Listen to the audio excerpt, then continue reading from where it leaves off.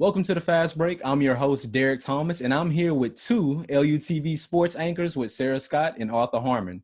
It's good to see y'all again. Thank you for joining me on the show. Yeah, of course. Anytime, man. I'm just ready to talk some sports. Hey, Absolutely. man, that's what we're going to get to. That's what this show is about. So with this whole Corona thing, first of all, I just want to ask, how are you two doing? Like, how are you dealing with all this? I'm tired of being cooped up, but we're making it so far. Getting some spring cleaning done for sure. Oh, man. I work at Sound. It's just been crazy. Slow one day, crazy the next day. But most importantly, just trying to stay safe out here. Well, even though we're not in our studio that we love so much, we can still talk about sports from the comfort of our own homes. So with that being said, we're going to start things off. First topic of the show, Arthur, I know you might not want to talk about it, but what's up with Tom Brady going to the Tampa Bay Buccaneers? Uh, a lot of rumors started, I guess, when he said he left. It was like a dream to me. I thought I was having a nightmare. My TV was just on, and I was hearing the news, and I was just like, so a lot of people, of course, said that Belichick didn't appreciate Brady, but I don't know if you guys just saw that he just did this interview with Howard Stern, and he just pretty much laid everything out on the table, saying that it wasn't no resentment towards Bill Belichick. It was always a mutual relationship and things and therefore. But I just feel like Brady wanted something else to prove. I mean, he's done everything you could possibly do as a quarterback and lead a team. So I just think he wanted to go do something else. And I mean, he doesn't owe us anything. So I'm of course I'm still hurt about it, but I look forward to him beating on the NFC South or the NFC because they said he couldn't be in the NFC. So I'm ready to see this. So yeah. I think the NFC South is something pretty serious this year. The Saints made some big moves. Falcons made some big moves. I mean, it's looking pretty good. It's going to be a tough competition for sure. I can honestly tell you I'm excited as a Saints fan. I remember a couple years ago, everybody wanted that Brady Breeze Super Bowl because we felt like both of them wanted to walk out playing against each other. And now we get to see that matchup in the regular season twice. Two Twice, times. man. So it's going to Yeah. be extremely crazy, NFC South. And I just believe Brady is an ultimate competitor. He left his legacy in New England. That's what it's always going to be about no matter what happens in Tampa Bay. But at the end of the day, he just wanted a chance to prove that, hey, I'm still the best quarterback in the NFL and the greatest quarterback ever. So it's going to be a nice season. But Do you staying in think the NFL, oh, go ahead. Oh, I was just going to ask, do you think that he's going to get a ring there? Like what are we thinking? I don't think he's gonna get a ring in Tampa Bay. He has nice weapons, and I believe in Bruce Arians in the defense. But it's just something about the NFC, man. It's a meat grinder. And like you said, they said he couldn't play in the NFC, but I feel like he's going to take Tampa Bay to the playoffs. But it's just the brutality of that schedule, man. And Tampa Bay also had problems with their offensive line. So unless they can figure out a way or maybe incorporate their run game, which I believe they were the worst rushing team in the NFL, I don't believe they're going to do enough for him. But he'll get them over the hump in the playoffs and make some noise with them. I just think Brady, being that natural leader he is, can change a team and make them do a whole 360. Actually, remember we had that discussion about Jameis Winston and that, him having the eye surgery. We was like, man, he's going to bring Tampa Bay. I still have, bro, Jameis is going to be okay. I promise. Yes, I agree completely. He couldn't see at all. So I mean, like, I never doubted Jameis Winston or wasn't off the train. I just knew, like, he's always, like, squinting so hard. So, I mean, I believe that he could turn Tampa Bay, but now they have Tom Brady, which totally changes things. And the offensive line might be bad, but I'm sure they know they have a 43-year-old back there in the pocket that he can't take those hits like somebody younger. So I'm sure they're going to make some changes eventually or get it together. I think that the Tampa Bay defense was like fifth, maybe. Yeah, their defense was solid last year. So I mean, when Brady has a good defense, that's pretty much the years he has won the Super Bowl. So when he has this defense and he has something Mike Evans and Chris Goodwin or Godwin, I don't really know his last name, but get those two guys, and you got a good tight end too. Not Gronk, but I mean, I don't, like you say, it's a grind in the NFC, but I can see Brady doing it, and I mean that's probably be the final thing he has to prove. So he's motivated. So Yeah, and they say that defense wins games, and that defense was top 5 in the league, and they stayed on the field almost the whole game, every game, with the amount of turnovers they had. So I think with a combination of that and the leadership that you talk about with Tom Brady, like, they're going to be pretty solid for sure. All right, switching paces, we're going to stay in the NFL. Roger Goodell has confirmed that the NFL draft will happen virtually. Now, this is funny because the Saints GM Mickey Loomis proposed them pushing back the draft simply because they haven't been able to be in contact with those players, those face-to-face interviews, going through scouting protocol, being able to be in the war rooms with their coaches. He believed it should be pushed back. And Roger Goodell made the statement that he doesn't want any general managers or owners speaking out against the draft anymore. There will be consequences. How do you guys feel about the virtual draft? Like, is Roger Goodell being irrational about this a little bit? I don't think he's really being irrational. I think that this is just kind of all new territory a little bit. It's definitely not a perfect system, but I think that they're just kind of working with what they have right now. I don't really agree with postponing it so much because there's like so much preparation that goes into getting new players ready for the season and getting them acclimated to the league. So I don't really think that pushing it, if the NFL season starts on time, which I am praying to God that it does, because I'm a little nervous right now, I think that this is honestly the best route to take for sure. Just, it's not a perfect system, but it's what we have to work with, kind of. Agreeing with Sara about keeping it where it is. But Roger Goodell threatening the general managers about that. He laid down the law. I mean, this is big for them. These are some guys they're trying to get to take over their team for the next 10 to 15 seasons. So, I mean, they want those face-to-face contact, or whatever. But with all this stuff going on, I say you can't really blame Roger Goodell for what he's putting in motion because we don't know what is really going on with this. We don't know when it's going to slow down. So you really can't blame him, but him saying that it's going to be consequences. Freedom of speech, man. It's the first Absolutely. And once again, just a last thought. We always talking about how the NBA is more of a, like a free league, a league for the players. Also, what I thought about is this draft. How many of these guys grew up as kids like, I can't wait to walk up on that stage and grab that jersey in front of all these people and shake his hand. And maybe those players are like, no, let's postpone it because I want to be at the draft. I wanted that to be my moment. And now they kind of have to watch from a screen. Still important with your family, but you have to think some guys still want that moment to happen.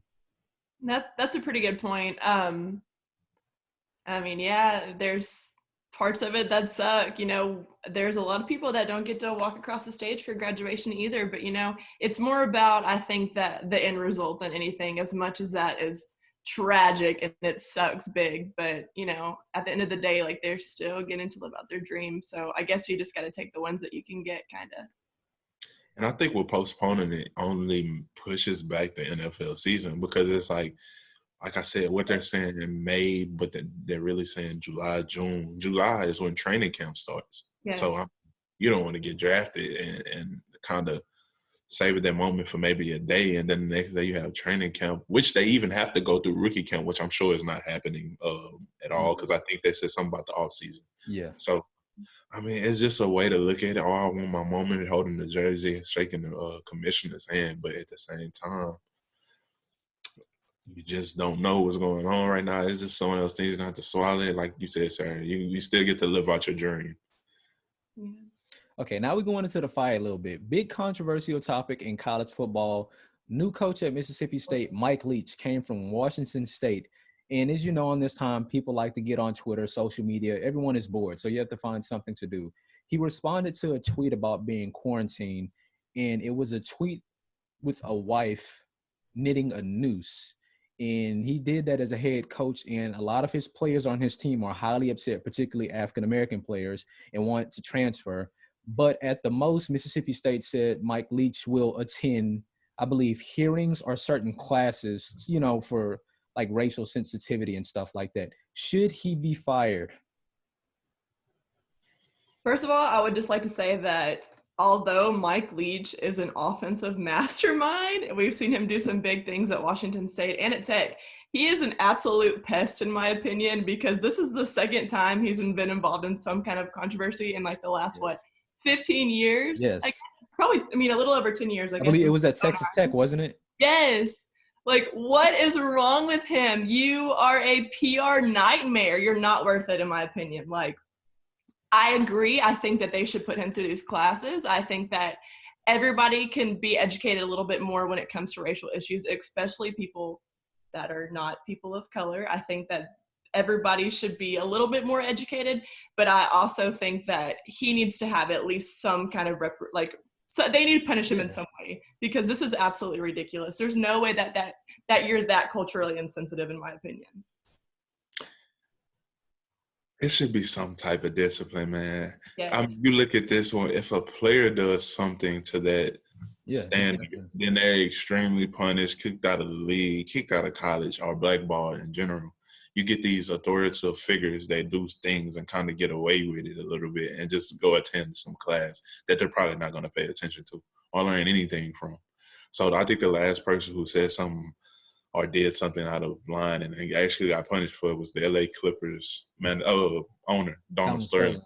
Yeah. So, I mean, with Mike Leach doing this, and it's a noose, and then you're in Mississippi too. Yeah. Deep so it's just like, as a black guy or African American, you don't want to play for somebody who you don't even know what his thought process was when he was talking about this. I mean, or tweeting about it or whatever you want to call it. So he should be held to some standard instead of getting a slap on the wrist. All go to class and learn about this. You got to do something better than that. Sticking in college, a lot of players in college basketball are now foregoing their next year, whatever year it might be. You know, the season was canceled, and they're declaring for the NBA draft. Anthony Edwards from Georgia, Ashton Hagans from Kentucky, Tyrese Halliburton from Iowa, Trey Jones from Duke. Some of these guys are freshmen, and they didn't get to play a full season, and they don't want to go back. They're declaring now. How do you guys feel about that? Is it too soon? I definitely don't think it's too soon for them. A year, a lot can happen in a year, an injury, and it can definitely decrease your draft stock. So a lot of these guys are just ready to get to it and make it to the league and get their journey, start their process as well. Get their money.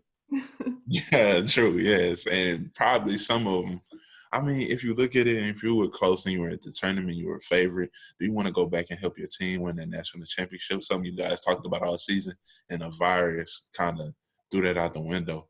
And especially if the NCAA is giving them another year. Yeah. I got you. And tongue twisted right now. Excuse me, but you get those guys that I think they should kind of take advantage of it. But I could also think about them thinking about some injury happen, because anything can happen. Absolutely. So, but I mean, it's 50-50 with me. But I think you go chase your dream, but at the same time, man, you tasted that championship. Yeah. Try to go get it with your teammates.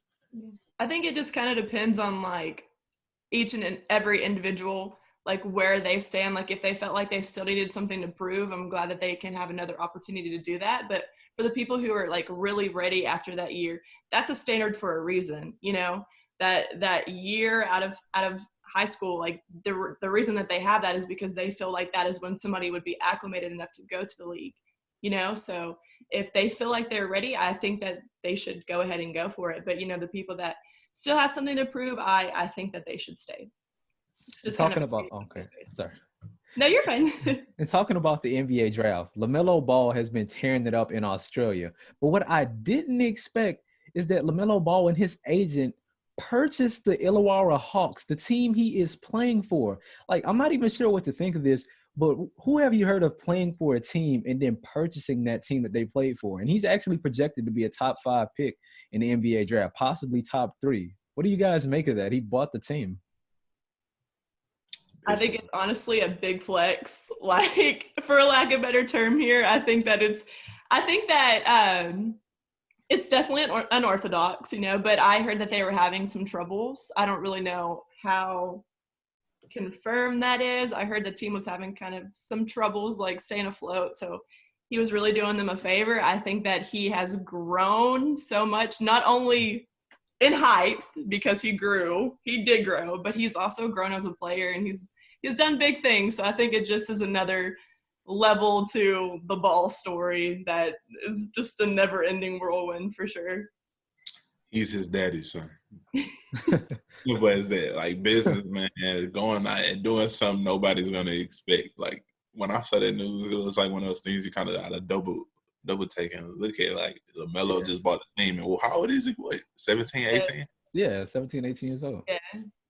At 17 to 18, I think I just got my license. I mean, just, Right? like like I said, he's his dad's son. Like since they've gotten in the names over up there with the big people, they've done some things every year pretty much that just are just like, that's not what people do. They think outside the box. For And sure. him going, like, I think he's gonna be big for the NBA. I mean, probably bigger than Lonzo. I'm a big fan of Lonzo. I like Lonzo's game, but LaMelo is special. Absolutely. I completely agree. I think he's going to be the best, definitely out of the three, definitely better than Lonzo, for sure. I will just go ahead and put that out there. I think that he's going to be something special. I really do. He's got a lot of drive and a lot of heart. I'm just saying, watch out. They might not be the Illawarra Hawks anymore. It might be the Illawarra Big Ballers. I'm just saying, man, if that happens, do not be surprised. I wouldn't be at all. Absolutely not. But wrapping things up, esports is taking over. Finally, a chance for the gamers. I'm a gamer myself. Arthur, Sara, do you play any video games? No. I'm not even going to try to pretend like I do. I don't. I'm not hand coordinated enough for that. Absolutely not. Okay, well, right now, since there aren't any, I guess you could say, physical sports, esports is still considered sports. So there is an NBA 2K tourney that's happening on ESPN. The players are playing, I'm not sure if it's Xbox, PlayStation 4, cross-platform or whatever, but there's a tournament, and players were seeded based on their ratings. Kevin Durant was the number 1 seed in the 2K tourney, and we've been talking about cheating scandals in sports, and now apparently it has made its way into esports. There was a gambling scandal with Derrick Jones and Kevin Durant. The game was supposed to be played live, but now it has came out by Derrick Jones via tweet that the game was previously recorded and there was some betting done on the game. How do you guys feel about all these sports? Like, is this a part of the game? What is happening right now? The integrity of all these sports are being tarnished with cheating scandals, even in video games. People do not know what to do right now. Like I was saying, it's just got everybody in their frenzy. If they knew the game was previously recorded, don't allow people to bet on it. It's because I'm sure Kevin Durant told somebody, and somebody told somebody else. Same with Derrick Jones. Now you get to people like, okay, I'm going to bet on Derrick Jones. People thinking, Kevin Durant always says he's a gamer. Or whatever. And people would think, oh, Kevin Durant probably can blow through the league like he blows through the league, the actual league. Yeah. So, I mean, people betting on Kevin Durant, he loses, and you just lost it thinking you about to be rich and not spending money because of the coronavirus. You can't buy nothing. And then you lose that money, and now you're broke for the coronavirus or whatever. That's your grocery money, man. Grocery money. So it's just a crazy thing to think about. And like you're saying, it's a big opportunity for the gamers. I didn't answer your question. I am a gamer when it comes to 2K and Madden. That's pretty much it. But I don't know. That's kind of crazy they did that, man. And like y'all was saying earlier, who else was doing something, So, I mean, that's kind of crazy to think about. I think it's great that they're doing it. I think we're all a little sports deprived at this point. I think it's a way to keep people engaged and involved, but like at the same time, like people are already on edge. Like, don't be adding extra stress to people by, cheating them out of, especially not money, not during this time. I think it's really insensitive. I think that, as far as cheating in sports goes in general, I think that it's become, obviously more not prominent. I know that they all cheat all the time. Like, I'll be the first to say that. Y'all both heard me say that everybody cheats in sports, which is not really a good thing, but it is a thing, let's be honest. I think that it has come more to light because of social media and because of the fact that, like, not only with the coronavirus, but, people spend hours on their phone every day on social media. So, like, it's just more, like, prominent, I guess, if that's the right word. It's not right. Definitely not right, though. Well, yeah, with all these cheating scandals and stuff, I don't know, but at the end of the day, I still want to see my sports, no matter what it is. I hate to say it, but I want to think they're trying their best to give us something. My bad, Dave. No, go ahead. You got a lot of time. Trying to switch it up for us, and I seen Lil Yachty playing Madden. I don't know if you seen that Derrick Lil Yachty with the catch or whatever. I forgot who he was playing with exactly, but I mean, they're just trying to give us something, trying to entertain us and something. Creative. while doing so, because all these reruns, these hurtful moments in sports that I forgot to just try to forget in general, like Game 7 with Kyrie hitting it on Steph. I tried to forget about that. So, and they airing this crap. I'm glad they aired none of the Giants games or whatever against the Patriots in the Super Bowl. And I probably just spoke that to existence. But yeah, they're going to be playing tomorrow at 7. I just don't want to see. I'm gonna be honest with you. I didn't watch LSU beat Clemson about 10 times in the past. Oh, that's different though. That's a moment you've been trying to savor like for a long time. You know what I'm saying? Exactly. So, and I think you got those bragging rights over Alabama fans that oh y'all struggle with Clemson. Our first time we smashed Clemson. Hey, LSU started that game. It was pretty rough at first. I'm not gonna lie. It was pretty rough. They opened up the floodgates, and from there, y'all boys joy. Kind of open up y'all Heisman winner y'all chose. Heisman winner, what? Nah, man, I'm a fan of Joe Burrow, man. I like it, man. I want to thank y'all for joining me on the show, man. Thank you for being on the Fast Break, and I hope y'all come back again because I really enjoyed this talk. We needed this. Absolutely. Definitely. For more LUTV news content, follow us on Twitter and like us on Facebook. Until next time. Where do I stop recording? Oh, right here.